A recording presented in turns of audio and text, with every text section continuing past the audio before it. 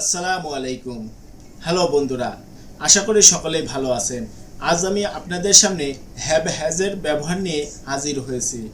Have has মূলত কোনো কাজ করেছি, লিখেছি, পড়েছি, গিয়েছি এই ধরনের অর্থে হ্যাভ হ্যাজ প্লাস ভার্ব 3 ব্যবহৃত হয়।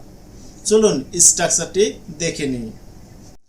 স্ট্রাকচারটি হচ্ছে সাবজেক্ট প্লাস হ্যাভ বা has plus verb 3 plus object হাবদক অর্থে। যেমন আমি ইংরেজি শিখেছি, আই হ্যাভ লার্নড ইংলিশ।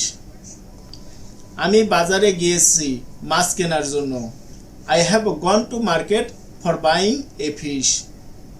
আমি তার সাথে দেখা করতে তাদের বাড়িতে গিয়েছি, I have gone to his house for meet him. আমি নদীতে সাঁতার কেটেছি, I have swam in the river. আমি ব্যাংক থেকে লোন নিয়েছি, I have loaned from bank. আমি ইংরেজি শিখেছি, আই হ্যাভ লার্নড ইংলিশ। আমি এক পৃষ্ঠা পড়েছি, I have read a page. আমি এক পৃষ্ঠা লিখেছি, I have written one page. আমি অফিসে গিয়েছি, I have gone to office. আমি তাকে ডেকেছি, আই হ্যাভ কল্ড হিম। আমি তার কথা শুনেছি, I have listened his speech. আমি তার সাথে দেখা করেছি, আই হ্যাভ মেট হিম।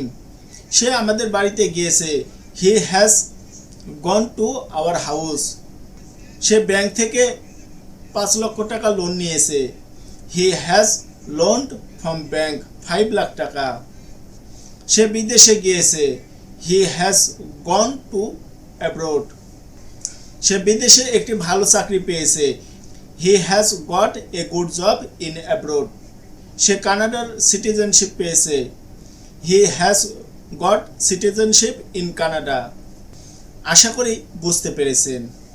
যদি কোথাও কারো বুঝতে সমস্যা হয় তাহলে কোনো দ্বিধা ছাড়াই আপনারা আমার এই ভিডিওর কমেন্ট বক্সে কমেন্ট করবেন। ইনশাল্লাহ আমি চেষ্টা করব আপনাদেরকে ওই বিষয়টি বোঝানোর। তো আজ এ পর্যন্তই। ভালো থাকবেন, সুস্থ থাকবেন। আল্লাহ হাফেজ।